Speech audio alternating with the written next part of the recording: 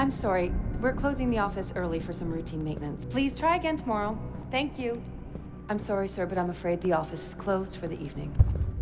I'm here to see Tom Reed. Mr. Reed is currently unavailable, but if you'd like to make an appointment, Mr. Fisher. I used to work here. Security alert. Main power.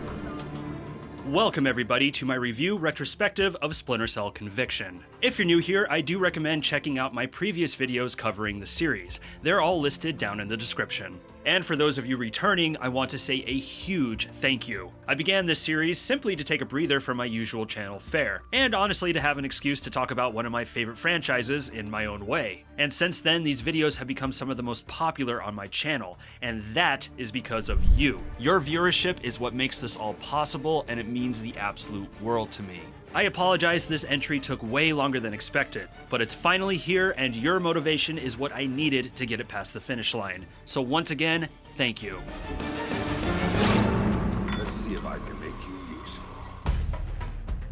Like my previous Splinter Cell efforts, this will be a journey through the game, with me discussing and throwing out my opinion on each of its missions, mechanics, and creative decisions, as well as delve into its history. However, this video will put greater focus on comparison to Conviction's predecessors. Why? Well, if you look throughout the internet, on Reddit pages, Steam forums, X-posts, Discord convos, and the comments on my prior Splinter Cell vids, you will see some sharp criticism of Conviction. Some of the sharpest of any game in the series, next to Essentials. But on the flip side, searching through the internet, you'll also see glowing praise of Conviction, especially in recent years, making it out to be a breath of fresh air in the stealth action genre. Yeah, polarizing is an apt description for Conviction, at least within the hardcore Splinter Cell fan base. This is because Ubisoft Montreal, the studio that created the Splinter Cell IP, took the series down a different path in Conviction, morphing Splinter Cell from slow burn tactical stealth to fast-paced action-intensive stealth heavily inspired by James Bond and Jason Bourne, and these days resembling the John Wick movies more than anything. Got him! Which many longtime fans would say is the polar opposite of what Splinter Cell is. I have to admit, I had a hard time approaching this video because my own feelings on this game are complicated. Ultimately though, in navigating my tangled web of thoughts and feelings on this game, I came to one simple keyword that tied them all together. A word that I want all of you to keep in mind throughout this video, and that word is tension. Tension is the lifeblood of a stealth game. Tension makes your heart beat when an unaware enemy is inches away from you. Tension brings the anxiety when you make just one small mistake that brings suspicion. Tension also lends to that feeling of reward when you just barely ghost through a tough level. Of all the things that Conviction changes and omits from the Splinter Cell formula, in my opinion, it's the shift in tension that is responsible for all the mixed feelings. So once again, let's put up our feet, grab a snack, and grab a drink, because once again, it's sneaky time.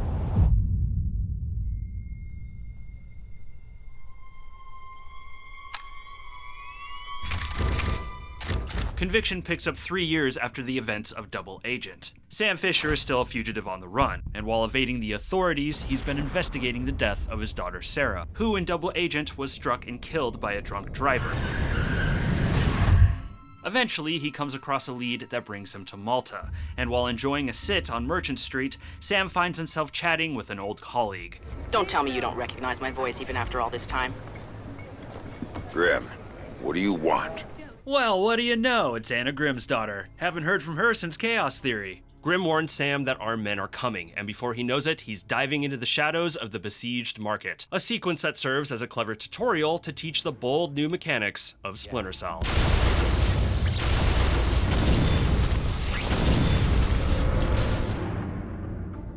While the Splinter Cell series was created as an answer to Konami's Metal Gear Solid franchise, in truth, its gameplay took more from Looking Glass's Thief series. Both Thief and Splinter Cell revolve around slow, methodical movement, using shadow to stay concealed and keeping sound at a minimum, with the occasional need for acrobatics.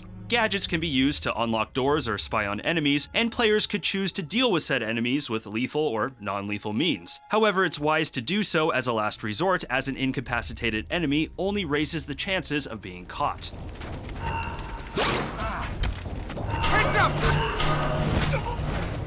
For Conviction, Montreal threw out the slower, thief-inspired gameplay and rebuilt Splinter Cell from scratch to be faster, more approachable, and far more offensive. Splinter Cell's key traits still remain, however, Montreal was unafraid to reimagine or outright remove features that defined the first 4 games, something that drew the ire of many longtime fans. We'll delve into the reasons why later in this video, but for now I want to talk about the basic mechanics of Conviction and how they were changed from past games. Sam? Sam, are you there? Starting with basic movement, previous Splinter Cells revolved around a standard analog movement system, the sort of thing you will find in most video games. In case anybody needs a refresher on what that means, the harder you push the analog stick, the faster Sam moves, and the less you push the stick, the slower Sam moves, with all the speeds in between depending on how hard you push the stick. Once again, you will find this in most video games. Now, this was important because the faster Sam moved, the more noise he made. Thus, slow movement was a must when sneaking around guards as to not alert them, organically creating some of the tensest moments of the early games. So it might surprise you that for Conviction, this basic analog system was completely thrown out. When Sam is crouched, he moves at one set speed, and when standing, he can either briskly walk or full-on sprint. That's it. So then how do players control how much noise Sam's movement makes? Well, they don't. The sound and noise mechanics from past games were all but omitted. Sam can move as fast as he wants without alerting guards. There are exceptions. Guards will hear unsilenced weapon fire and noise can still be used as a distraction. And running up on them will alert them at the last second, although Sam's combat abilities make that a trivial issue. Simply put, slow methodical movement and awareness of sound are just not that important in Conviction. I've got an ID on the leader, Sam. His name is Dimitri Gramkos, a local street-level boss. Every Splinter Cell game has featured a cover system, where by a single button press, Sam is able to put his back against a wall, move along it, and aim around corners. In the first 4 games, there was some evolution to this mechanic. Pandora Tomorrow added the SWAT turn, where Sam could hop gaps, and Double Agent, version A, let Sam attack guards from cover. For Conviction, not only did cover return, it was overhauled and made one of the central mechanics of the game, improving on the added features of past titles and borrowing features from popular cover-based shooters, in particular Gears of War. Sam is still able to snap to cover with a single button, but now he can swap from cover to cover quickly and easily. All the player has to do is aim towards where they want to go and simply press a button. Sam does the rest. It's a mechanic that works incredibly well. So well, in fact, it's possible to move Sam through an area with just the cover system. It's effortless for the player, freeing them up to worry about their strategic placement and when to strike. Not too bad. In the early Splinter Cells, hand-to-hand combat required patience and mindfulness from the player.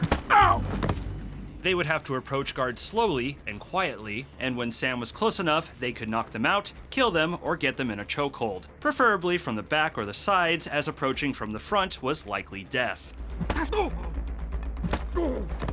While the system felt a bit clunky in the first 2 games, the third, Chaos Theory, would perfect it with the Closer Than Ever system. With this, players could get within inches of a guard and be able to shift around them with frame-by-frame precision, using Sam's body language to gauge how to best move around them. It was, and still is, a brilliant system, giving players an unprecedented amount of control over Sam and making them feel like a slithering snake on the razor's edge of danger. So, what did Ubisoft Montreal do to improve upon this fantastic system for Conviction?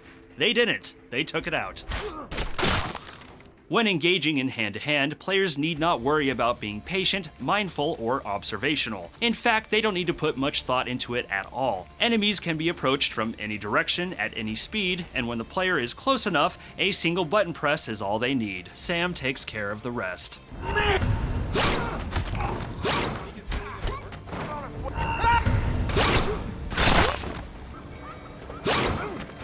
and holding the button puts guards in a chokehold, whereby players can give them the old neck crack or toss them, useful for fighting off pursuers.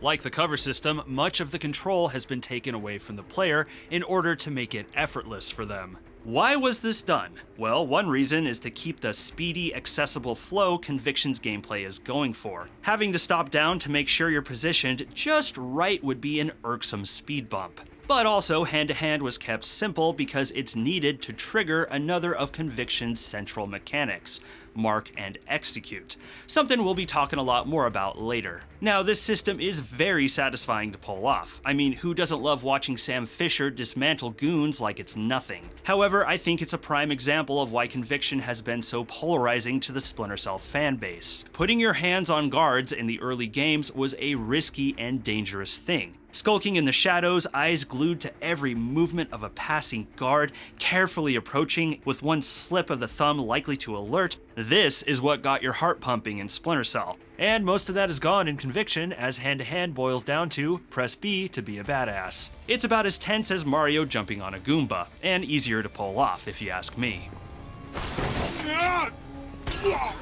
You wanna know, send me? It's Coben. Andre Coben. He drove the car that hit your daughter. Where do I find him? The old museum on King George Street.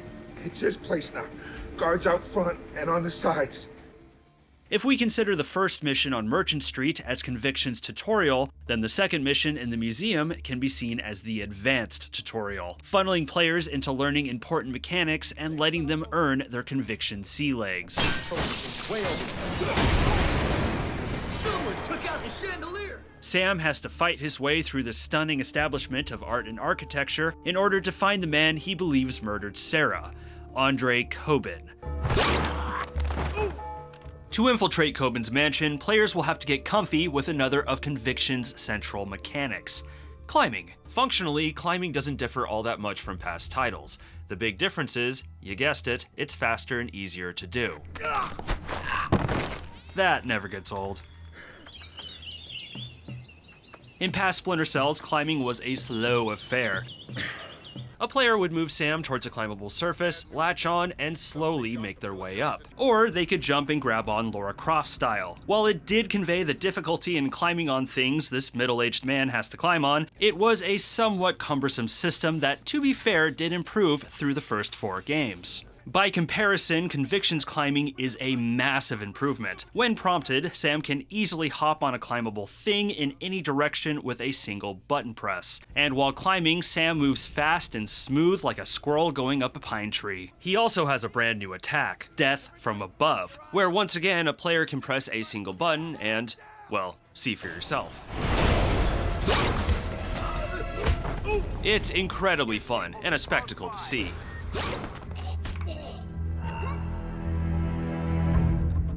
The climbing system is clearly inspired by the parkour action games that came to prominence in the mid to late 2000s, titles like Uncharted, but more so Ubisoft Montreal's own Assassin's Creed. It's a welcome iteration, although admittedly it is a little funny and odd to see Sam, who's pushing 60 at this point, moving around like this, especially after 4 games of slow movement and sore backs. Either this dude has a bomb yoga routine or a pill problem. It's not that climbing is just faster and easier. In Conviction, it's a core aspect of the gameplay that greatly influences the level design. Where in past games, climbing was relegated to specific sections, now it's a key means of traversing environments, with each of Conviction's stealth arenas, as I like to call them, having a sprawling infrastructure of pipes and railings. Players are able to go from one side of an arena to another or vertically up and down in seconds, not to mention the cover and scouting it affords. Not only is this a major advantage to the player, it's also a major change to the Splinter Cell formula. If we look at the past games, while players had to be aware of what was around them, their chief attention was fixed to the small radius around Sam, because that's all they could control, something that naturally made them feel vulnerable and weak, another big thing that added tension. In Conviction, players now have a far greater radius of control, damn near the whole room at times, and with the ease of being able to move about it, it naturally makes them feel powerful. If we think of Sam in the first 4 games as a silent snake in the grass amongst tigers, then in Conviction, he's a hawk about to swoop on a school of fish.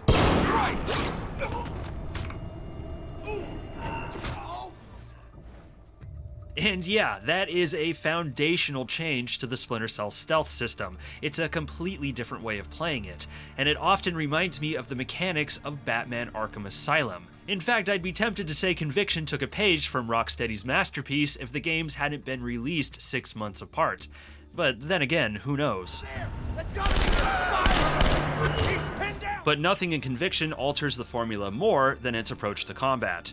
In prior games, players had a fairly fleshed out tactical combat system with powerful tools to get the job done. But more often than not, they were urged to use it only as a last resort, and even then, non-lethal means were heavily encouraged. Getting into shootouts was likely to end badly, and in the case of Chaos Theory and Double Agent, killing was devastating to your end mission score.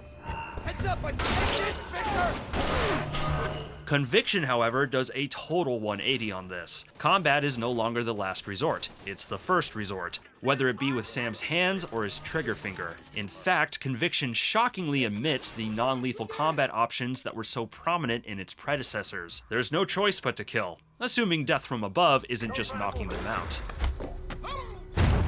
This change in attitude is firstly felt in the mechanics, which steer away from classic Tom Clancy tactical to cover-based arcadey stop and pop that can border on run and gun. What I mean is before, aiming required little movement and calm nerves to get accurate shots, and moving while shooting was a waste of time and ammo. Now, Sam is absurdly accurate. Not only are headshots extremely easy to achieve while stationary, blind fire from cover is surprisingly effective, and even firing from the hip is effective. While it's not my preferred way to go, you can 100% play through Conviction like a cover-based third-person shooter, and the game facilitates it. Obviously with the mechanics, but more so with the embarrassment of guns you can play with.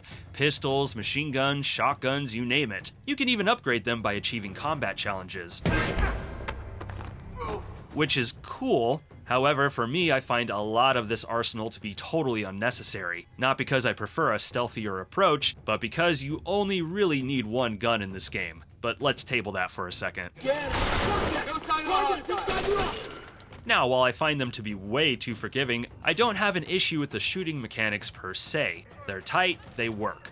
But speaking as a longtime fan of the series, it is jarring. 4 games of this franchise talking you out of shooting and killing only to suddenly push you to go crazy with them is like a Doom game asking you to have restraint. It's weird. However, this looser attitude towards combat is far from the most surprising and controversial aspects of Conviction. Yep, you guessed it right, folks. It's time to talk about Mark and Execute. Mark and Execute is the central mechanic of Splinter Cell Conviction, a dazzling system that is a jaw-dropper for all that first experience it, either from joy or horror.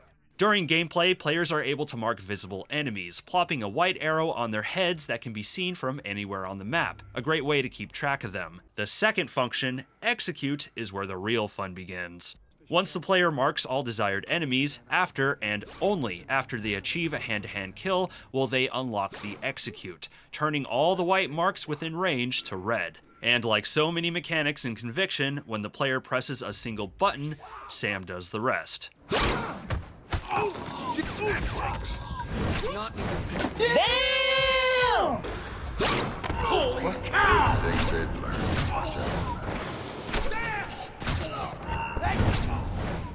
Keanu Reeves just went from 6 to midnight. All of Conviction's gameplay, whether players approach it stealthy or shooty, revolves around Mark and Execute. Majority of the missions, almost every section of them. Scout the area, mark enemies, hand-to-hand, execute. That's Conviction's loop. Kind of like setting up dominoes and watching them topple. And if you find yourself in a firefight, it's a more than effective way to get yourself out of hot water. Even for someone who has never played these games, it's easy to see why it's so controversial for longtime fans. For starters, it takes whatever realism the Splinter Cell series was clinging onto and chucks it out the window, as Sam makes hyper-accurate, superhuman shots that at times are able to pass through walls and other stuff. I also wouldn't blame anybody for considering it a press button to win type thing, because it pretty much is. Although, to be fair, Conviction has a clever way to balance it. The number of marks the player can set is determined by whatever gun they have equipped. Most guns starting out only have 2 or 3 marks. Therefore, if you're in a situation where you have, say, 5 guards, you're going to have to plan out which guards you want to mark and execute and which ones you'll need to take out hand-to-hand, providing a new type of stealth puzzle for the series, which is good. And it justifies the varied arsenal, which is also good. That is until you get the 5.7 pistol.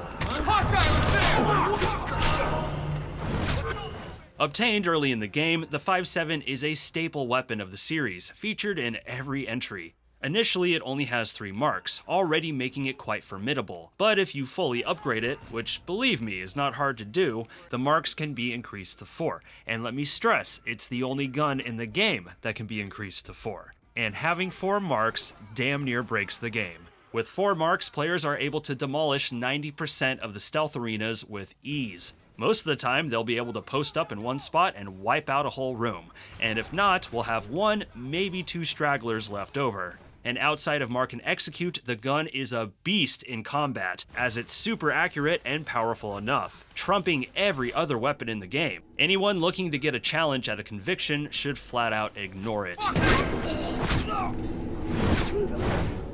When I first experienced Mark and Execute, yeah, I thought it was amazing. Everything about its function and how it was presented left my brain dripping with dopamine. And as an action movie fan, it brought me to the incredible sequences of movies like The Matrix, Equilibrium, Jason Bourne, and these days, John Wick. But through the years and after many playthroughs of Conviction, I find myself pretty mixed on it. I love the marking functionality. I think this is something most stealth games should have, as it pushes players to scout and rewards them for it. But as far as Execute, as cool as it is, it robs the game of too much challenge and further diminishes the tension of the previous games. I think it was a worthy thing for Ubisoft Montreal to experiment with, but ultimately, I feel like it's a mismatch for Splinter Cell. Andrew Coben, were you saying something about my daughter? After running, climbing, and shooting his way through the mansion, Sam finally meets his daughter's killer, and reacts accordingly.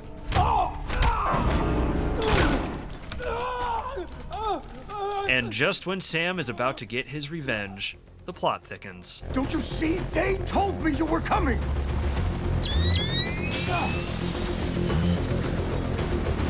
Drop it, Fisher! Drop it now! You won't be hurt!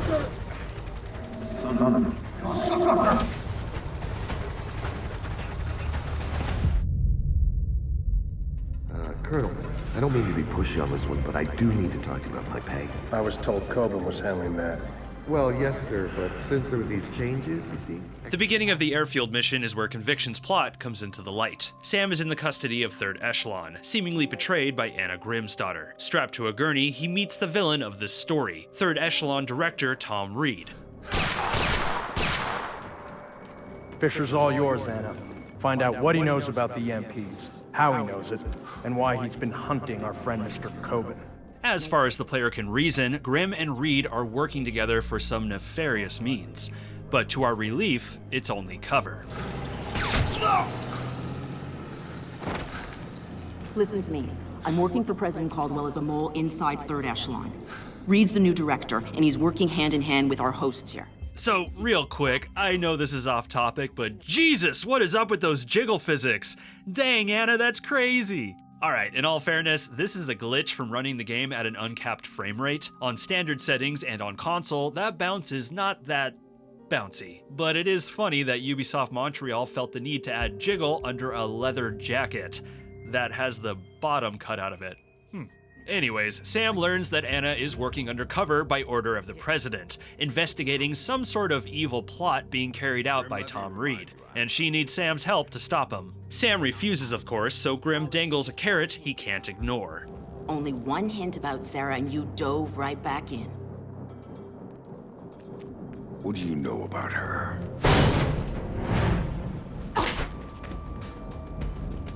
I know she's alive. How's that for starters? Indeed, Sarah lives, and is being held captive by Grimm. If Sam wants to ever see her again, he's gonna have to play ball. Sam grudgingly agrees, and the only thing left to do is to make it look like he overpowered Grimm to escape. Make it look convincing.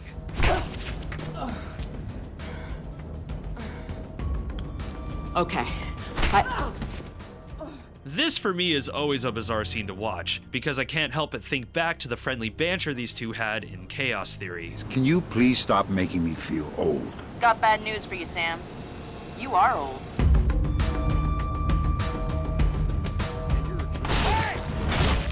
The airfield is where Conviction takes off the training wheels, as if it's saying to the player, okay, you know the mechanics, have at it.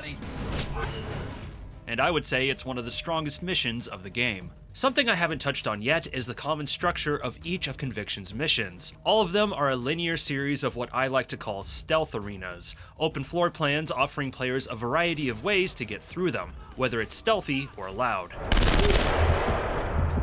At the end of an arena or arenas, players are funneled into what is essentially a checkpoint, featuring a weapons case where they can upgrade their arsenal and swap out their equipment. It's a straightforward progressive structure that might not appear as deep as past mission design, but it does complement Conviction's focus on combat, leaving the complexity to be found in the individual arenas. However, I am a little bummed it doesn't really allow for big, non-linear puzzle box levels. You know, a big building or facility where the player would have to decide how to enter it and what objectives to do first. Missions like the Panama Bank in Chaos Theory and the first part of Kinshasa in Double Agent version B are the ones that come to mind. You need to disable that chopper, or you're not going anywhere. Roger that. The first of the airfield's arenas thrusts players into a sizable warehouse, infested with soldiers that they'll have to take out, and there's plenty of ways for them to do so. Perhaps stick to the ceiling, safely distracting and dispatching from afar, or stick to the ground level, choking out and popping baddies one by one. Maybe they drop a giant piece of equipment on them. Sure, there's optimal ways to get through each section, but first-time players will find plenty of room to improvise as they figure out the best strategies, which is what makes it fun. Grimm, I've taken care of the chopper. Now I need to take down the field's electrical grid. It's also common for some stealth arenas to have forks in the road, different paths that offer different challenges. Wide linear is a more applicable term for it. The airfield has a solid example of this. Here, if we go right, we can sneak through this building and out through an alley to the objective. There's some guards to deal with, but the close quarters keeps things containable. Or we can go left, taking cover behind some containers, eventually hitting a straight shot to the objective. There's less guards, but it's more open, raising the chances of being seen. For clarity, you're still funneled to the same checkpoint no matter what, you just have more choice in how you get there. Admittedly, Conviction's differing paths don't have the same quote-unquote sneaky satisfaction of its predecessors, where you feel like you've outsmarted the game, like finding a vent that lets you bypass a room full of guards. But when a strategy just isn't working, it's nice for players to have the pathways to take a different approach, and with Conviction's simpler, less punishing mechanics and systems, they'll feel empowered to do so. A signature of the Splinter Cell series was its stealth meter, or light meter, which showed players how visible they were. All in white, you were brighter than sunshine. All in black, you were a ghost shadow, with everything in between a risk. In the series' fourth entry, Double Agent, specifically the next-gen version, the light meter was simplified to a binary system, represented by a light on Sam's back. Green, you were hidden. Yellow, you were visible. No in-betweens, save for environmental factors like being obscured by weather. In Conviction, the binary system returns, although instead of a light on Sam's back, it's represented by the game's color grade. When Sam is hidden, everything goes black and white, with color returning when he's visible again, although enemies and things of importance remain in color at all times. I did not like the binary system in Double Agent, chiefly because it diminished middle ground moments where perhaps a player wasn't totally hidden, but maybe could fudge it depending on the situation and environment, something that brought a lot of tension to the first 3 games, and frankly, it didn't need to be changed. That all being said though, in Conviction, I don't mind the binary system because it makes more sense with its gameplay. Once again, Conviction is meant to be faster, more approachable, and more offensive. It's about moving through the environment environment quickly with less interruptions to the flow. As much as I miss the old stealth meter, it would have been unnecessary to have it with these speedier mechanics. It's designed more for tactical, slower-paced gameplay. Oh, the binary system has its setbacks. Like in Double Agent, there's shadow cover that's a little vague, and an irritating thing is thinking you're in shadow, because it looks like you're in shadow, and then you take 2 steps and the whole screen colorizes and you get seen. That's him! That's Fisher! But then again, getting seen is not nearly as penalizing as it was before. In older Splinter Cells, if a guard saw you, there was a good chance you were gonna get killed. And even if you got them before they got you, you're likely stuck hiding a corpse so to not tip off the other goons. Something that brought a degree of risk. That, or you've likely triggered an alarm threatening to end the mission or up security measures, making everything harder. Here though, if you get caught, sure, you'll have a fight on your hands, but you don't have to worry about hiding bodies, you don't have to worry about alarms, save for one mission, you don't have to worry about enemies getting tougher, and you don't have to worry about your score because there's no scoring system.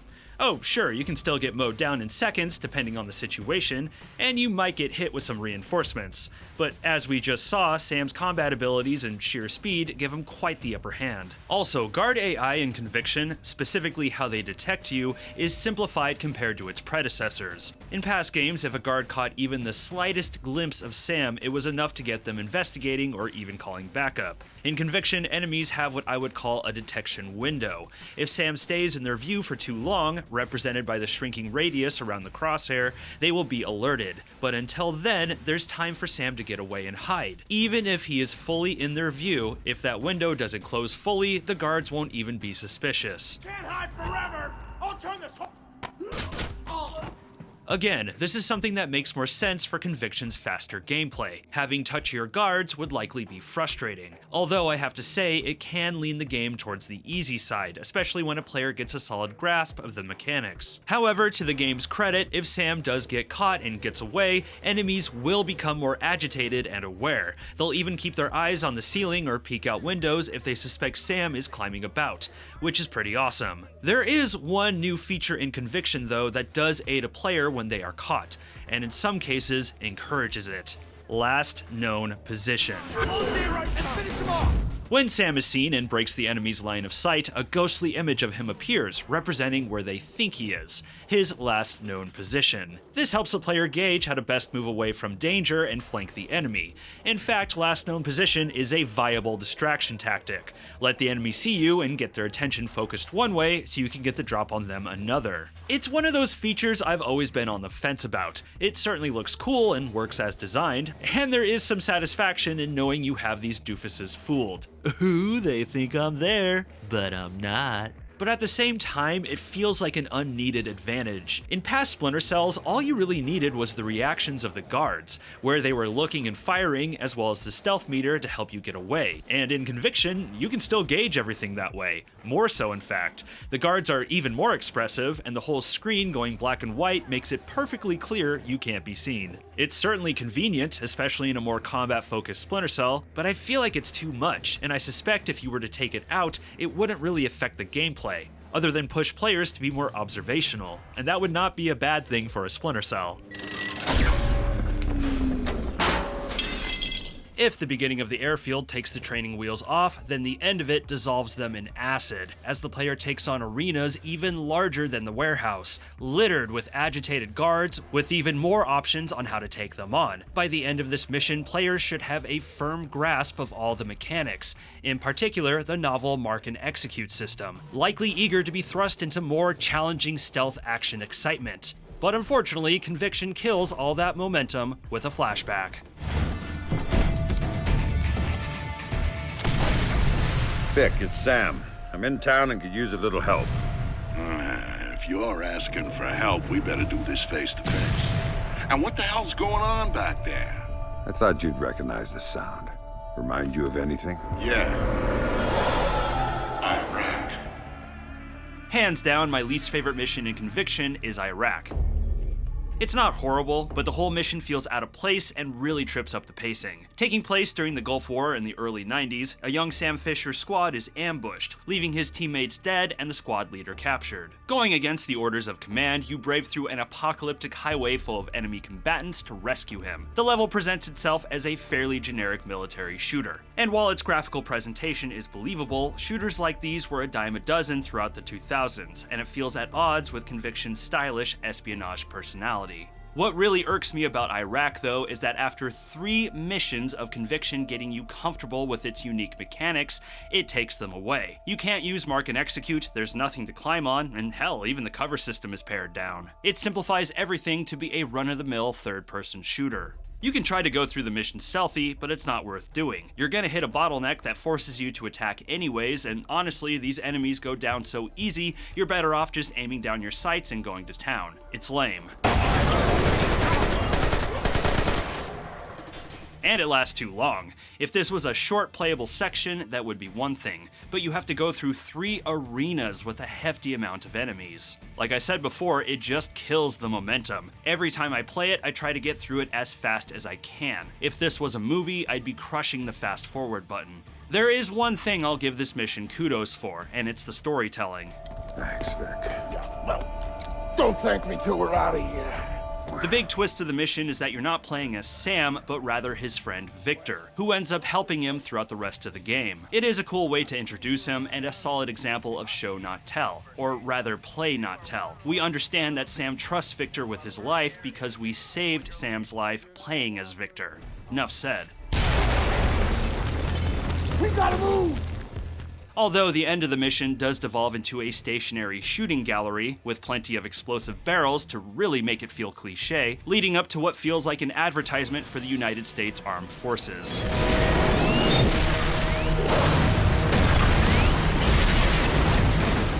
Alright, enough of this. Back to the fun stuff. Hey, Sam. I'm being tailed here. Black Arrow wants to crash our party. It's not a secret that we know each other, Vic. They're watching you, hoping to catch me. I think I'm insulted.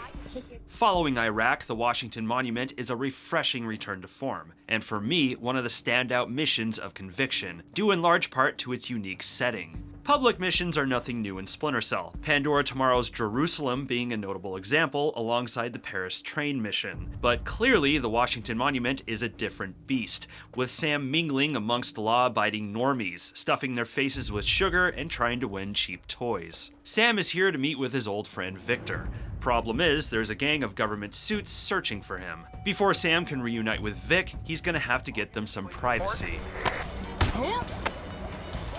Looking for me? I think now is the perfect time to talk about Interrogations. I'm sure through the course of this video you've noticed the scenes of Sam tenderizing some knuckleheads and rabble-rousers. This is Conviction's bold and bloody new take on Interrogations. Oh no! You're going to kill me, right? Only if you say the word monkey. Interrogations have always been one of the best aspects of Splinter Cell, with Sam grabbing guards and grilling them for information. Perhaps grilling isn't the right word to describe it, more like whispering the fear of death into them. Are you gonna say monkey? What? No! Then this conversation is over. In Conviction, these moments have been turned into events. Only certain key characters and enemies can be interrogated, which technically isn't different from the prior games. The big difference, though, is that the player has freedom to use the environment to outright torture them.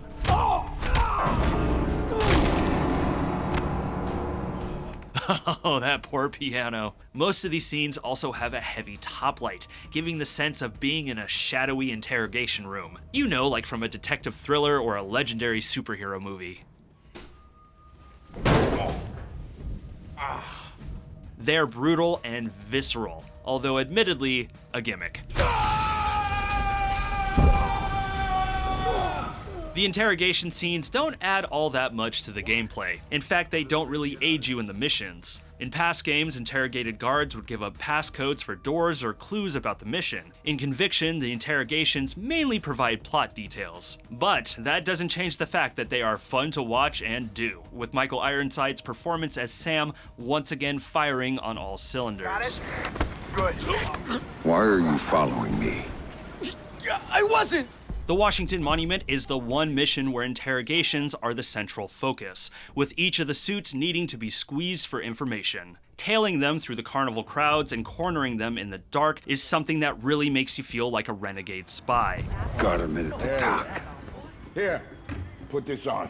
With the suits out of the way, Sam meets with Vic, who lends him some gear and a stylish one-strap backpack, perfect for the modern rogue Splinter Cell. And in the blink of an eye, this peaceful fairground turns into a battleground with the emergence of the cleanup crew. Fortunately, these game and food stands provide the perfect cover to ambush. Oh, shocker, I can't pop the rabbit. The Washington Monument is short but sweet, and unfortunately is the only mission of its kind in Conviction. From here, it's nothing but secret labs and government buildings. I would have really liked to see another public mission such as this, with a larger crowd and more complex objectives. It's a shame, but interestingly enough, at one point, missions like these were meant to be the centerpiece of Conviction.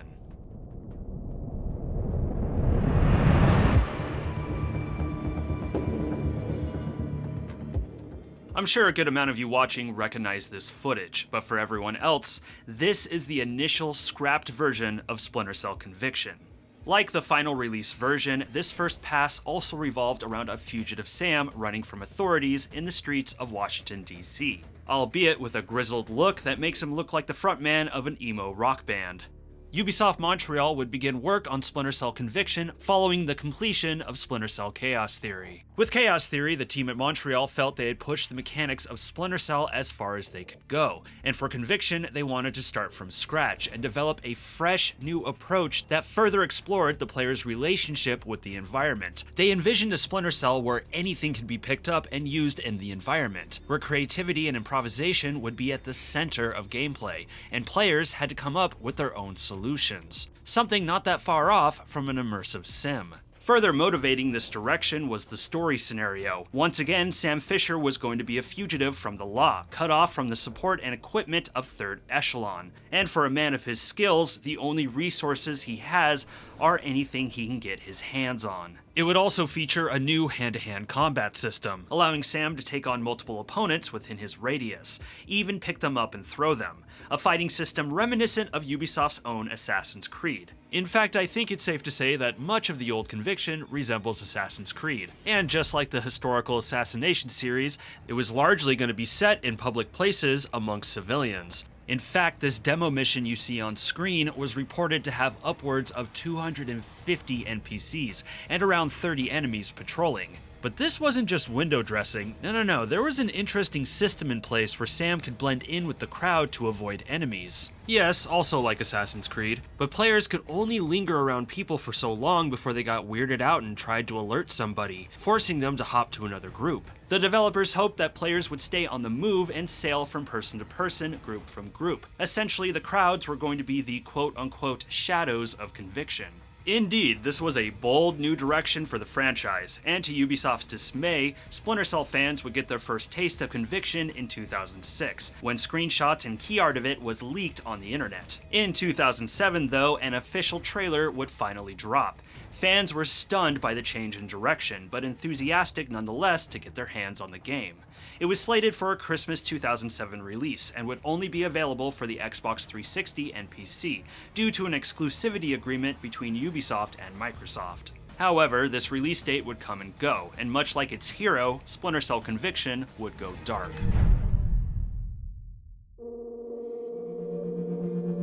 So, what happened? Well, development of Conviction became troubled for two core reasons. The first was technical. Conviction's 200+ person crowds and environments full of objects that could be manipulated, each with realistic physics, mind you, made it a struggle to run the game on then current hardware. The second was creative. Ubisoft executives grew nervous about the new creative direction and feared the series was straying too far from the core values of the brand, potentially hurting sales by alienating longtime fans. Yeah, the irony of what I just read is not lost on me. In 2008, Ubisoft decided to scrap this version in favor of a sequel that was more in line with a traditional Splinter Cell, while still taking the franchise in a new direction. Ubisoft would delay its release from Christmas 2007 to 2009, a mere 2 years to get it ready for the masses. And if you're wondering if that was enough time, It wasn't, and Conviction's developers would have to get crafty if they were going to meet their deadline. Wisely, they chose to recycle as much as they could from the scrapped version. Washington, D.C. would remain the setting, and out of the 13 missions that made it into the final version of Conviction, 4 were repurposed from the scrapped version. When it came to gameplay, Montreal would have to be brutally selective. There was always a goal to make Conviction a faster, more approachable experience, and this ultimately manifested in the revamped climbing, cover, and combat systems, as well as mark and execute.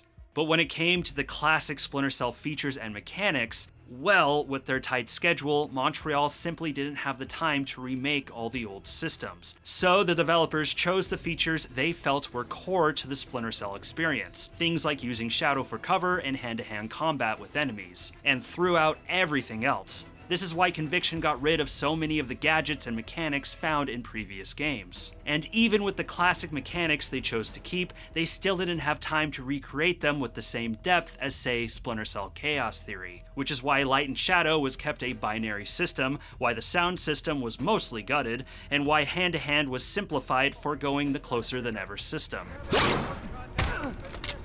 Hold still.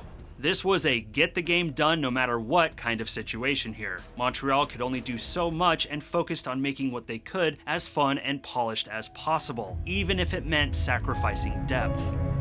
Like any man, when he's pushed to his limits, is capable of anything.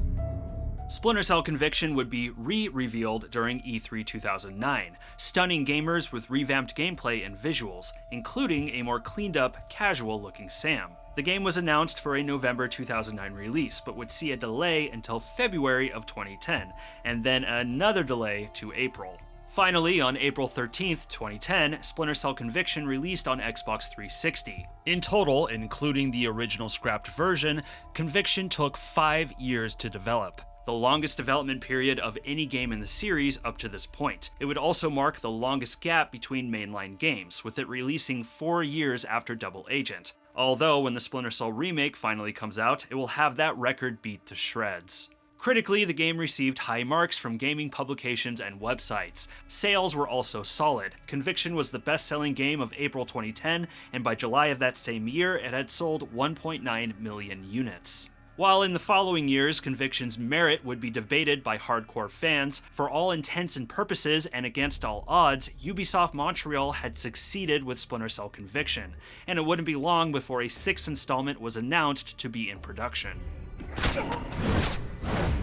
Before we move on, I just want to throw in my 2 cents. Regardless of what you feel about Conviction, you have to admit it's pretty amazing what Montreal pulled off here. Scrapping the original version and having to remake it in just 2 years is, in my mind, a recipe for disaster. Splinter Cell Conviction could have easily been a broken mess at launch. Okay, the console launch. I know the PC version had some troubles. But no, the Montreal team was smart about it. They kept the scope lean, recycled what they could, and just put out a polished, quality retail game. Yeah, there are some aspects of it that are polarizing for me and the larger fan base, but when I consider what went on behind the scenes and the time crunch, I do find myself a little more forgiving of and impressed with how Conviction turned out. One last thing, looking at the footage of the scrapped version, I can't help but feel bummed we never got this. Was it the right direction for Splinter Cell? Maybe not, and I'm sure much of it informed later Assassin's Creed titles, but I gotta say, this was something ahead of its time, at least for this franchise. And while I doubt we'll see Sam Fisher looking scruffy and harassing civilians, it would be cool to see some of these concepts dusted off and recontextualized for a future Splinter Cell. Okay, enough about the Conviction we never got. Let's get back to the Conviction we have. After the fun and games at the monument, Sam headed to WHITEBOX. The goons who bought the place had already gotten what they wanted out of it and were moving it off-site. But he didn't care what they were taking out. He wanted to get in.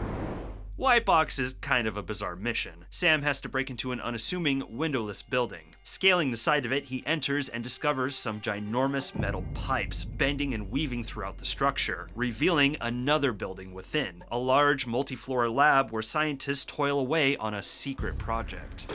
Over there! You think it's funny? We'd like to... WHITEBOX is an intensive level with a variety of arenas, open warehouse floors, narrow offices, and tons of verticality. This is Conviction at its highest gear, affording a ton of freedom for players to eliminate with quiet, vicious stealth, or go in loud and proud. It also helps that Sam has some new toys to play with.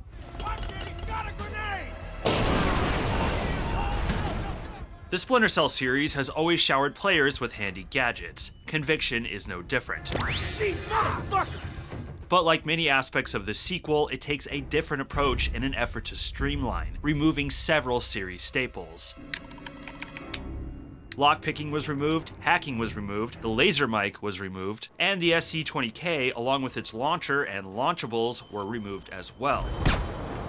Now, to be honest, I'm not really mourning the loss of these gadgets. The old hacking minigames weren't anything to write home about. I never used the laser mic outside of when I was forced to, and it still makes a cameo later on. And let's be real here, people, lockpicking was getting old and repetitive. But I wouldn't have minded Montreal trying to come up with a new mechanic for it. Now, saying the SC-20K was removed was misleading on my part. Technically, the gun returns, albeit as a sleeker, updated version, the SC-30K. The 30K is a strictly automatic weapon, removing the shotgun and sniper functions introduced in Chaos Theory.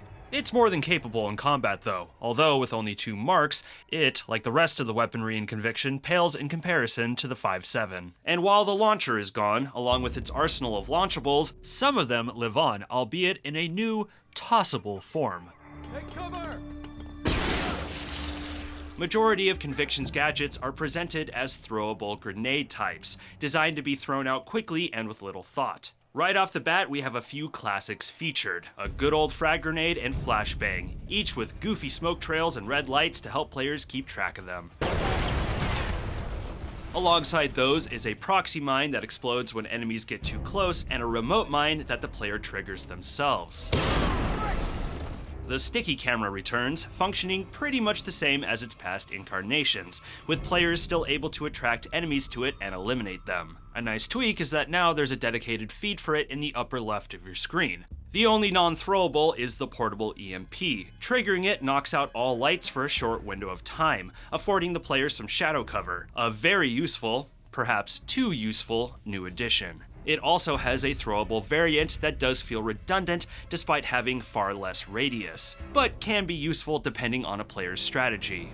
Okay, Sam. The link is active and the pipe is full. So I'm done here. Not quite. WHITEBOX is the mission that introduces many of these gadgets and gives you the perfect scenario to test them out. Sam has to protect a computer that Grim needs to hack and is faced with wave upon wave of enemies. The player is given the opportunity to booby-trap the entrances and walkways of this computer room, taking out any leftover stragglers with flying precision. Frankly, it's the first forced combat scenario of a Splinter Cell I've enjoyed. You wanna mess with me? Okay, asshole, let's play. Overall, while I think the gadgets make Sam awfully OP, especially in the later missions, they are enjoyable to use. Hanging off a pipe and chucking down death balls is the closest we'll get to feeling like the Green Goblin. Out am I?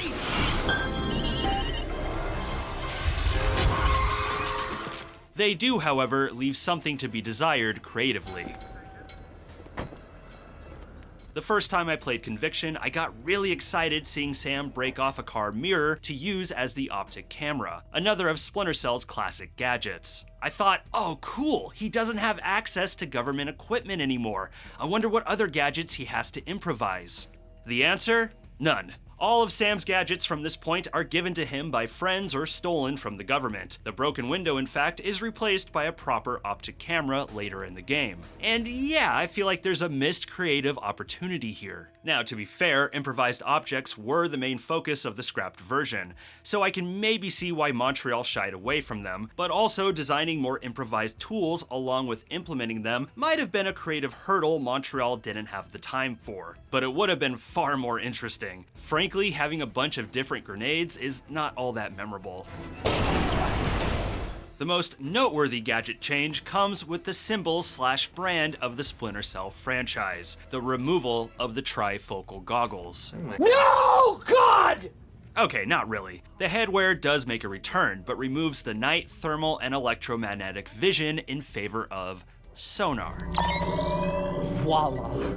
Much like a bat's echolocation, when activated, the sonar goggles send out a pulse that not only highlights enemies, but also lets you see them through walls. It's a powerful tool that is balanced out in a few ways. Enemies can only be seen when they are hit by the pulse, meaning some enemies might not be visible between pulses, and the goggles distort when Sam is moving, making them a hindrance in combat.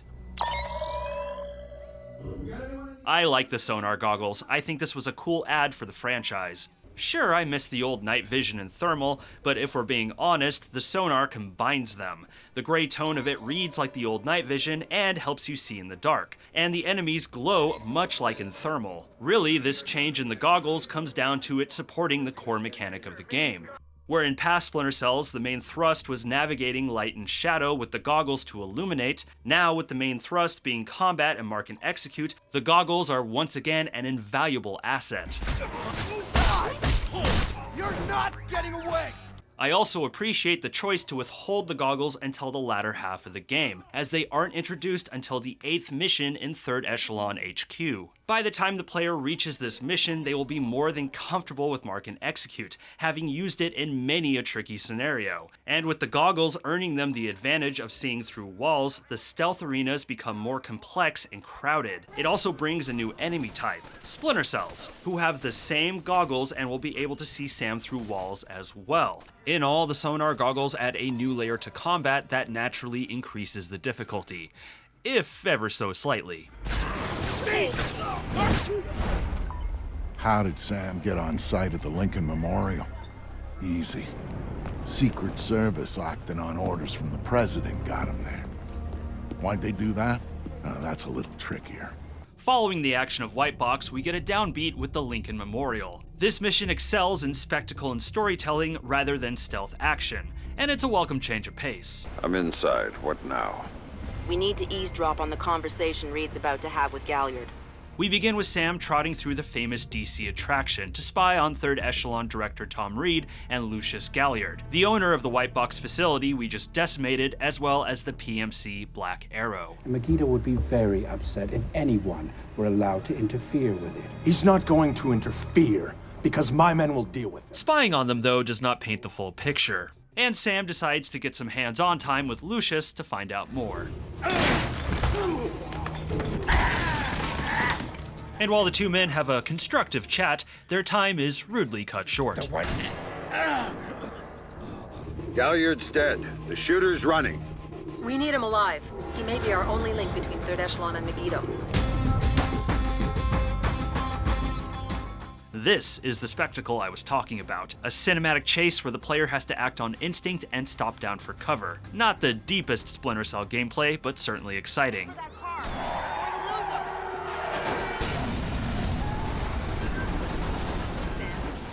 The chase ends with an explosive finale, and we are given a short combat sequence within a coffee hut to put a bow on the level and give the player a little more to do. Damn it! Gotcha! Fun fact, this coffee hut is one of the elements recycled from Conviction's initial version, and can be seen in the E3 build of the game. Target from the first bunker! Lincoln is not my favorite mission, as it's light on stealth gameplay and rather short, but it is thrilling and memorable. Memoriable. Yeah, no, that pun ain't gonna work. And you really do have to admire the beautiful recreation of the Lincoln Memorial. Which, come to think of it, we haven't touched on presentation yet. Oh boy, oh boy.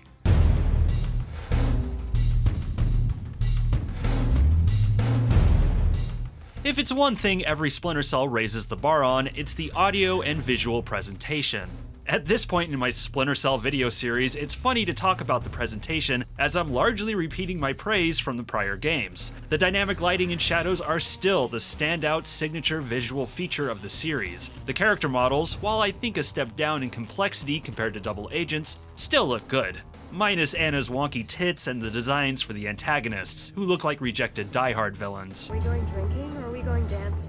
Environments are a standout, with many missions feeling dynamic and alive, with tons of small details to make things believable, like the trash littering the carnival grounds of the Washington Monument. And the overall art direction contrasts the series' signature green tones with warmer hues of red and orange, symbolic of Sam's rogue status and boiling rage. The sound design still brings high marks, but it's the effects for gameplay actions like mark and execute that are the big standouts, matching the action so perfectly it feels organic.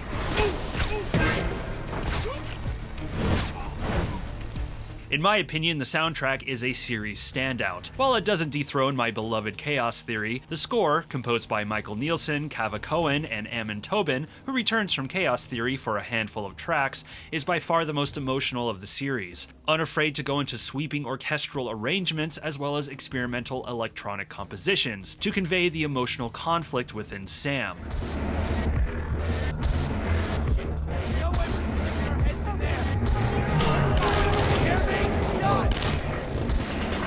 The second I make a move, my cover is blown. But you're on the outside now. You are free to act. I don't do this sort of thing anymore. Tell that to the men you killed in Malta. Well, shoot, we can't be talking about audio without mentioning the voice performances, which are excellent across the board. You get anything off the bodies? No, all they're doing is fingerprint ID. So unless you're the owner, you can't sell it, you can't use it. Besides, the goggles are covered in brain. You had to go there, huh? You really had to go there. I'm just Would saying. you shut up, both of you? For starters, Conviction features some of the best guard chatter in the series. Often you will catch guards talking amongst themselves, which is not only believable, but humorous. And when they're alerted, oh boy, they sure let the language fly. Hey! How you like this, asshole? Admiring the paintings? You. Hiding's for pussies, mister! Quit around and let's get this over with. You this never asshole! Oh, I was giggling like a 13-year-old the whole game. Jesus Christ! Claudia Bessel reprises the role of Anna Grimsdottir, putting forth another solid performance that brings a harder edge to the character. If you help me, you get to see her again. If you don't, it's out of my hands. Howard Siegel plays newcomer Victor Kost, who also provides narration throughout the story, characterizing Victor as charming, smooth, but also mysterious, the perfect sort of voice to pull you through the narrative. It made life tricky for the spotters. I could dodge them. Sam, he could find them. But of course, the standout once again is Michael Ironside as Sam Fisher. Last question. This is the important one. What do you know about my daughter? For Conviction, Ironside puts forth what I would call an emotionally compromised performance, as Sam is often brimming with anger and intense determination, the products of a father's desperation, and a contrast to his more leveled, controlled motions of the prior games. Do not lie to me about this, or I'll kill you. You understand me? I will kill you! They told me that you'd been killed. They told me the same thing about you. Sorry, Sam, time's up. Graham. Later. Although there's still plenty of room for his sly, gravelly charm that made the character so famous. Tell me what I need to know, and I might not snap your neck. Swinging back around to the visuals, easily the most captivating graphical innovation of this game is also its chief narrative device. For me, Conviction features some of the best storytelling in the series. Storytelling techniques, to be specific. The actual story I have some gripes with, but we're gonna touch on that later. Anyways, one of the coolest additions to Conviction, and I would say the Splinter Cell series on the whole, are the projections. Throughout the game, projections flicker upon surfaces, conveying plot details, Sam's emotional state, as well as his current objective. It's so cool and works on a few levels. Stylistically, the projections are striking. Their faint black and white look and echoing sound effects give them a haunting quality that really jumps out to the player. However, at the same time, they're rarely intrusive. The imagery is strategically placed so that players see them without being distracted from gameplay. They're also not overused, projected images that is. They typically occur in key story moments or to give a hint for a current objective. For instance, right before Sam confronts Coben, we get a flash of Sarah's tombstone to remind us why we're there. And in the beginning of the Washington Monument mission, we get a look at what the government's suits look like, despite them having glaring X's over their heads. And just about every interrogation is supported by them. As for the objectives being projected, I adore this because it keeps the player immersed in the game world. No longer do we have to go into a separate menu screen to check our current task. We just need to look at a wall or project them ourselves with a dedicated button. This refusal to break immersion is the sort of thing I love seeing in video games, period. And just like the story projections, objectives are shown in a way that is clear to see for the player, but does not distract from gameplay, often in the periphery. Plus, they make for some dramatic looking moments. The UI also benefits from this. In previous Splinter Cells, interactions occurred within a box where the player would just select from a series of commands. Now, those commands are projected onto the interactive element. So if you want to open a door, you have to actually look at the doorknob and choose the command. If you want to peek under it, you gotta look down. It's really a small change, but does heighten the immersion. Now, there are a few things I get picky about with it. Some of the animations for the still images haven't aged all that well, and some of the words representing Sam's thoughts and emotions can be a little corny and on the nose. But overall, regardless of what you feel about Conviction, you can't deny that this was a great idea on Montreal's part. I'm not totally sure if they invented it, but it wouldn't shock me if they inspired other games to use it or something similar. Anybody here play Alan Wake 2 recently? Projections would return in Conviction's follow-up, Blacklist, and would be brought into Splinter Cell Chaos Theory's Nintendo 3DS port, Splinter Cell 3D. And no matter what Ubisoft decides to do with this franchise, this is one feature I want to see in all future Splinter Cell titles. Yes, I like it that much. Unless something smarter is invented, I can't imagine going back to checking the OPSAT. It shows you how much Sam changed that he would even think about going after Third Echelon. He'd been a company man, loyal to the bone. But now, here he was, ready to rip the guts out of the beast. Sam, are you in the garage? I smell like a spare tire. It was the best way. Now I need you to use the C4 you packed to take out the building's primary and secondary transformers. Of all the missions in Conviction, the beginning of Third Echelon HQ feels the most like a classic Splinter Cell mission. To infiltrate his former place of work, Sam will have to sneak through a parking lot in order to cut power to the building by sabotaging the backup generators. The catch is, and get ready for this Splinter Cell fans, if he triggers any alarms, it's mission over. Ah, if only Lambert was here to yell at us. Grimm's daughter is a fine substitute though. Damn it! You've been detected. They've locked the building down. Pure stealth is the key here. What a concept, right? The parking garage is littered with security cameras and wandering guards, and the player is free to take it on as they like. They can use the inky shadows to inch their way through, perhaps crawl through the air ducts around the danger, or get risky and climb through the center of the parking lot. Perfect. Ah, once again, never gets old. It doesn't fully scratch that classic Splinter Cell itch, but ooh, it certainly soothes it. But before you know it, this tricky little section comes to a close and we get back to the normal gameplay loop. Mr. Reed is currently unavailable, but if you'd like to make an appointment, Mr. Fisher. I used to work here. Security alert. Main power is offline. Emergency power will be online in 5, 4, 3, 2, 1. Sam Fryman just sent me his location. He's waiting for you in the office off the server room. The remainder of Third Echelon HQ is one of the more entertaining and tricky missions of the game. It's largely played out in a spiral of concentrated cubicles and offices, designed in a way that gives Sam a ton of cover, but swapping cover is incredibly risky. For instance, you are able to crawl in a crawl space above the cubicles and offices, an excellent vantage point, but the problem is you hit gaps in it, forcing you to drop back to the ground in the midst of enemies. Same with the cubicles. There's tons of spots to hide, but lots of walking pathways where guards can suddenly turn a corner and be right on you. It's a loop that I always challenge myself to ghost through because more often than not, I end up panicking and popping everybody. Although the latter half of this mission has you going back through these cubicles with the newly acquired sonar goggles, and it serves as an ideal playground to test them out. Contact.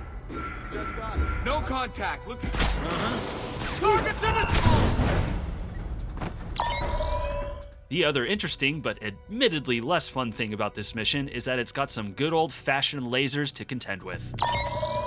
Only visible with the sonar, these obstacle courses are a worthy challenge, but do get on my nerves a little, mostly because some of the lasers can be hard to tell apart with the sonar, leading to some frustrating fails.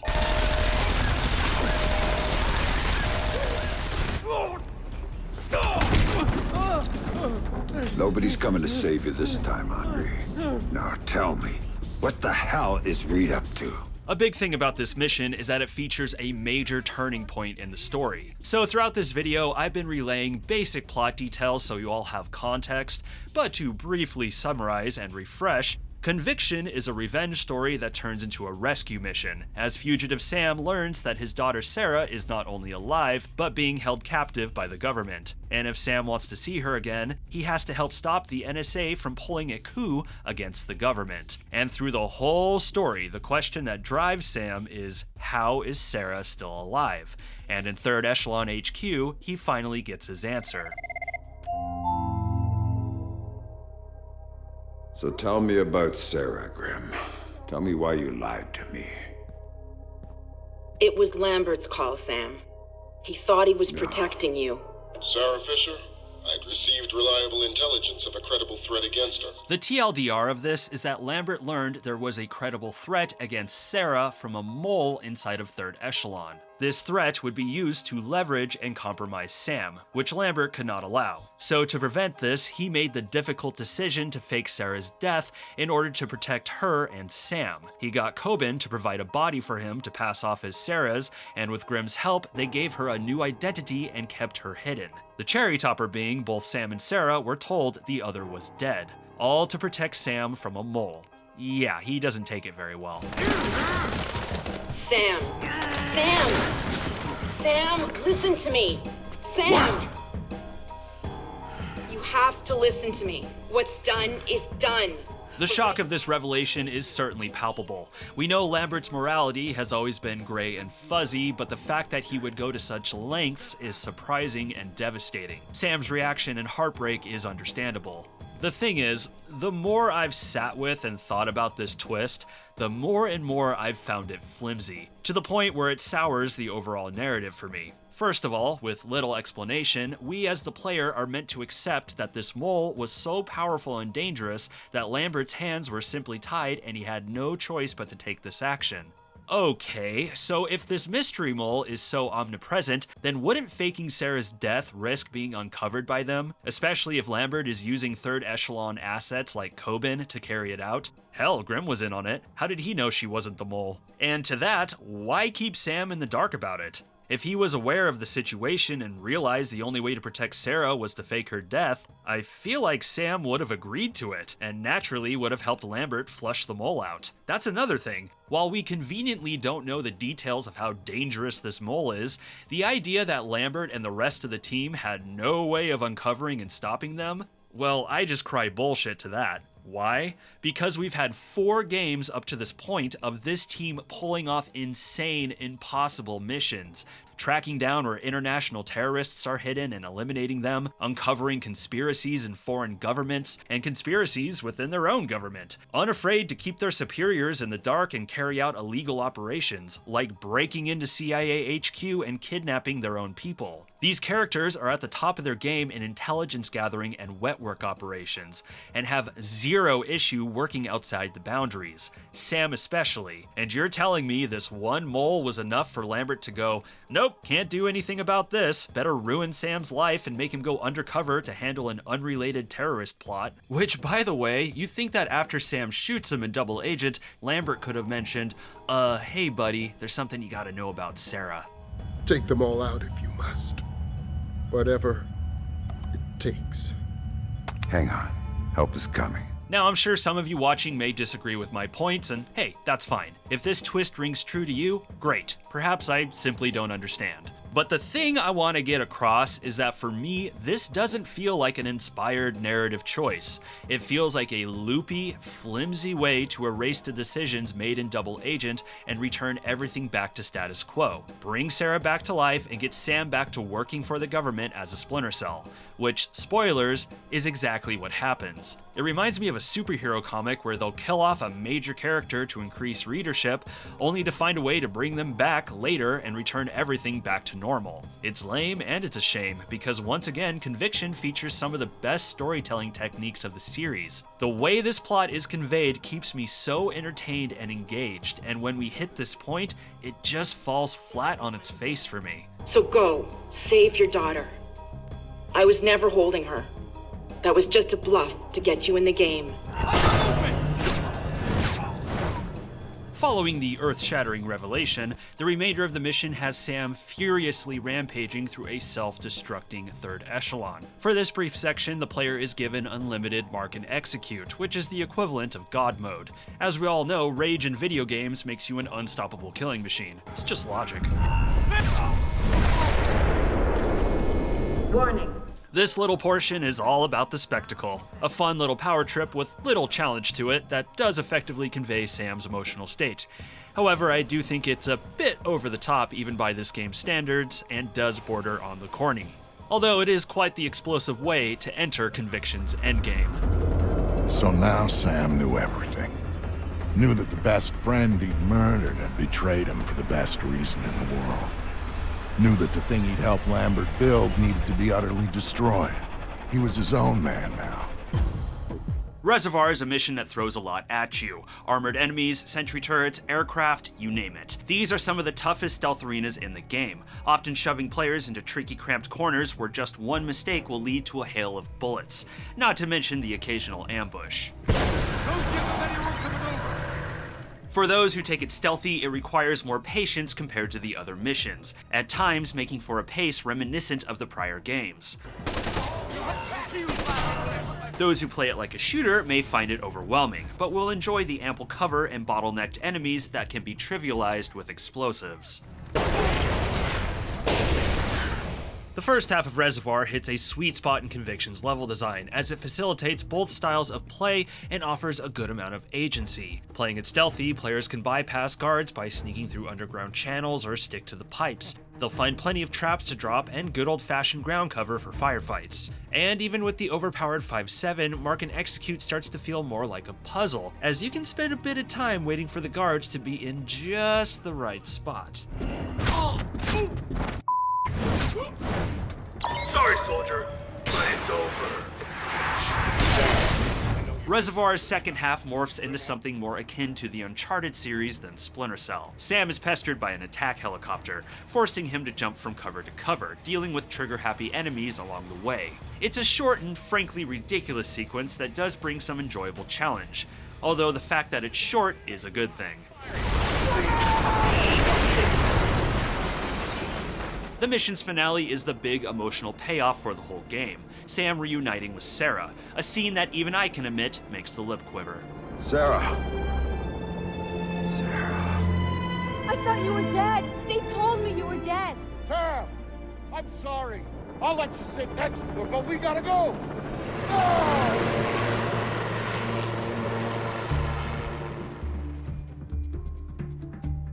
One of the big letdowns of Conviction is that it did not feature a new version of Spies vs. Mercenaries, the asymmetrical competitive multiplayer mode that had become a staple of the franchise. A shame indeed, but Conviction still featured a multiplayer mode in the form of Deniable Ops.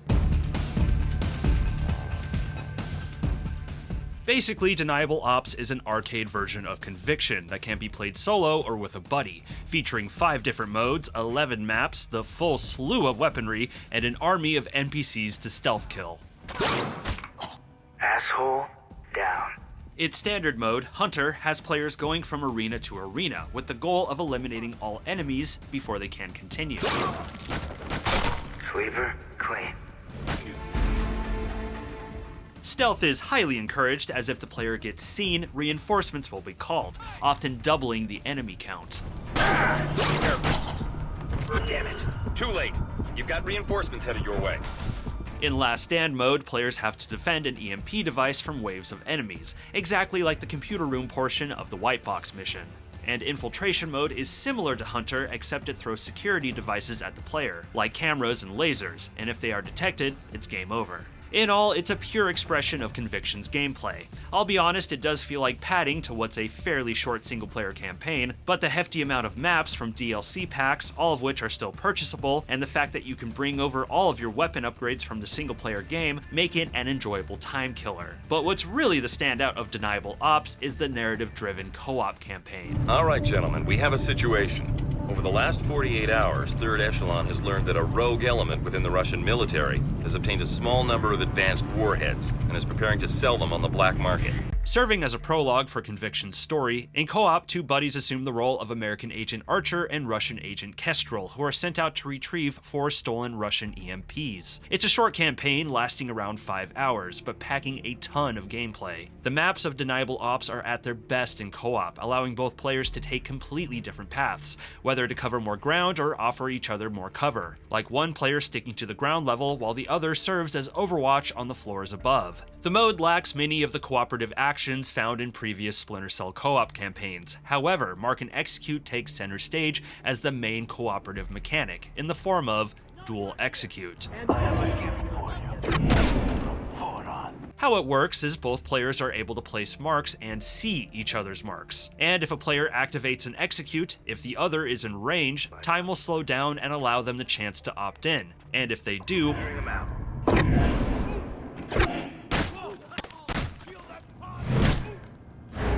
both players will engage in the stylish shooting dance of executing marks. And it's fun. You have to come up with strategies on the fly for some fairly complex situations. Large, multi-tiered areas with open floor plans, enemies strewn about on each level. And you both are reasoning out which ones to mark, what's the best positioning for execute, which gadgets to use, or just embrace the chaos and start shooting everybody, which is also fun. But honestly, the further complexity and need for cooperation makes Mark and Execute a more interesting system. In fact, I think all of Conviction's mechanics are at their best form in this mode. For instance, something that bumps me in single player is that there's not really a lot of consequence for taking enemies head on. That's not to say they won't get lucky or push you back, but if you keep mashing the attack button, Sam will always break through. In co-op though, if you try that, the guards will grab you and hold you hostage, and your buddy will have to come and save you, which is awesome. Show yourself or he dies!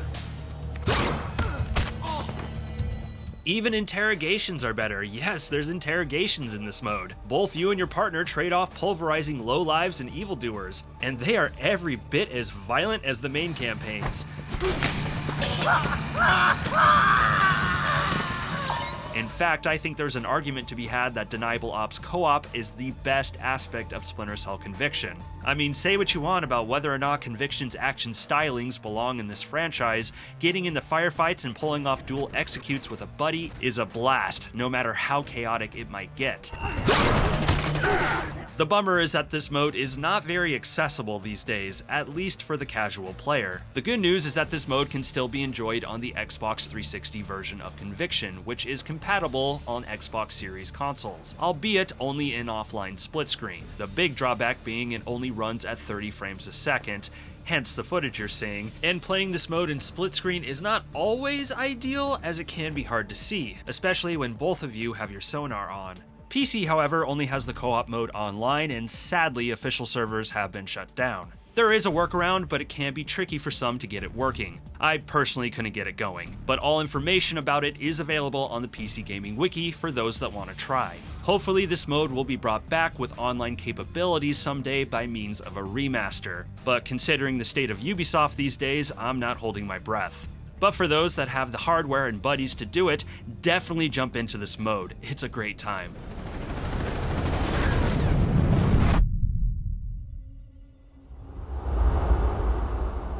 For all the changes that Conviction makes to the formula and vibe of Splinter Cell, one thing it doesn't deviate from is that the final mission is epic. Marching Sam through the front door of 1600 Pennsylvania Avenue, also known as the White House.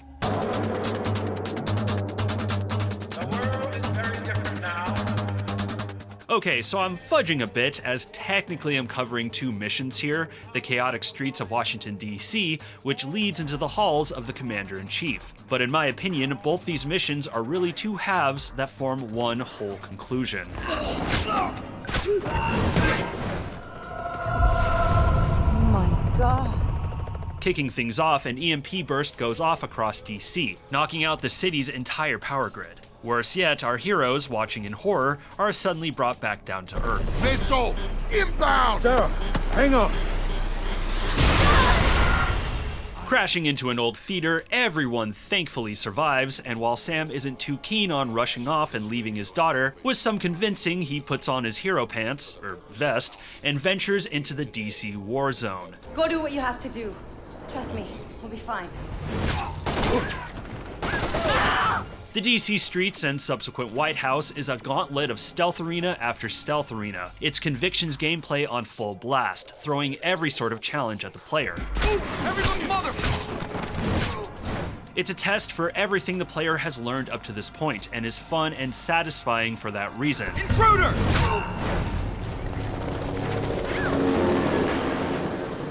What stands out to me the most in this mission, though, is everything going on around Sam. The beginning of the DC streets is like something out of the apocalypse. The blackened streets are crowded with disabled cars and innocent bystanders trying to make sense of the chaos.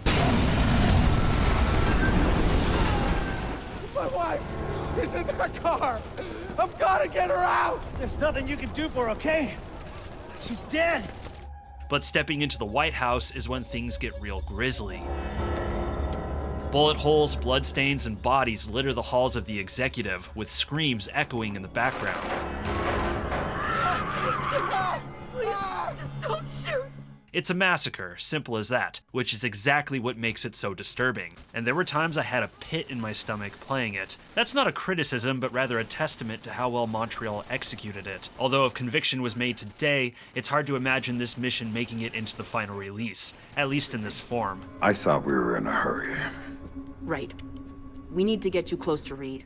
While the White House features some of the toughest arenas of the whole game, the grand finale unfortunately leaves gameplay at the door and wraps everything up cinematically. Just do what you have to do.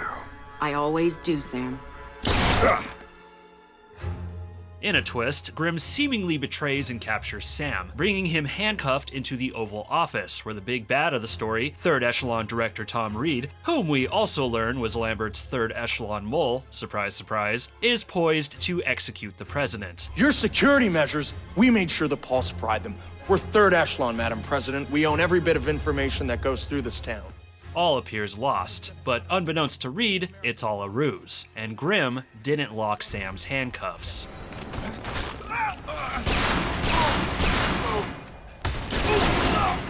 And with one last mark and execute performed by the player, Sam Fisher once again takes down another paper-thin, forgettable bad guy and saves the day. You son of a bitch! You cost me 3 years of my life. 3 years when I thought my daughter was dead. Oddly, though, the game ends with a choice. What is this, double agent? Sam can either kill Tom Reed or leave him to the authorities. Either way, it doesn't matter, because if Sam spares him, Grim just pops him anyways. Don't know what that choice was meant to add, but there you go. Sam, please. I don't know who else I can trust. Trust? Funny you should say that. Goodbye, Grim. And that, ladies and gentlemen, is Splinter Cell Conviction.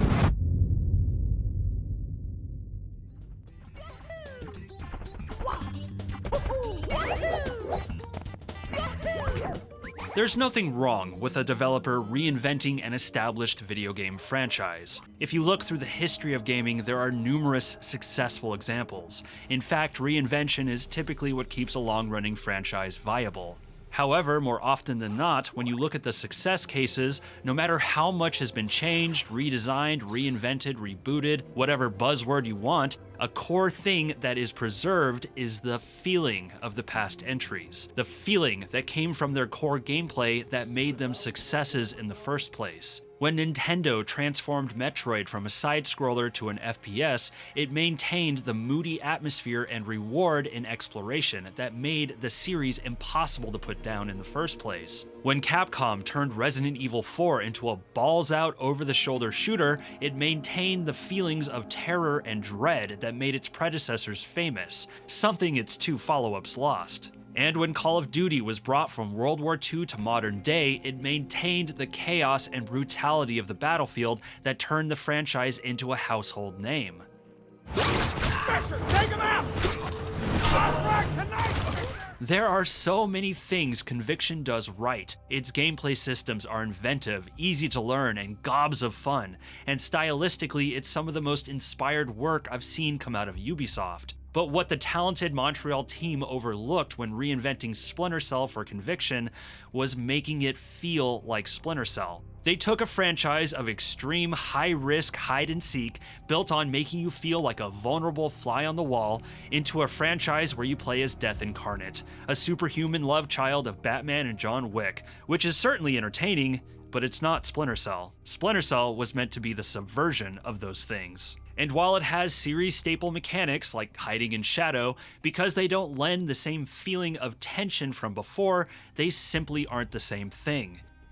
I will always defend Splinter Cell Conviction as a good game. I think it's one of the more unique stealth action games out there, and every time I play it, I have a great time. But when I examine it within the whole Splinter Cell franchise, I will not deny it is an awkward and disappointing entry. And despite all the fun I have with it, it does make me long for the classic Splinter Cell experience, the sort of experience that made me fall in love with this franchise in the first place. Better you than me. For lovers of action games and stealth games, Conviction is worth the experience, especially for the Deniable Ops co-op. And while I have little hope for it, I would love to see Conviction remastered someday. Well, actually, I'd love to see all the Splinter Cells properly remastered, but that's a rant for another day. As for the Splinter Cell fan that has yet to play Conviction, keep expectations in check and go in with a different mindset, because this is a whole different beast. Nice work. And of course, this is not the end of our Splinter Cell journey. 3 years later, Conviction's successor, Splinter Cell Blacklist, would release to the world, and while in many ways it would prove just as divisive as Conviction, in my eyes, it's one of the most fascinating entries in the franchise. But alas, that's a tale for another time. Thank you everyone for sticking with this video to the end. Again, apologies this entry took so long. In truth, life got crazy in the last few years, in good ways and bad, and frankly, I just wasn't in the headspace to put out content like this. Hopefully someday I'll be able to show you why. In the meantime, sit tight, Blacklist is coming. Otherwise, be sure to check out my previous videos on Splinter Cell, along with my video on the first Metal Gear in case any of those fans are watching. They're all linked below. Last thing, if you enjoyed this video, please consider giving it a like, writing a comment, and subscribing to this channel. It is a huge help with the YouTube algorithm. And as always, I'm Kirk, and thank you for watching this video. Stay safe out there.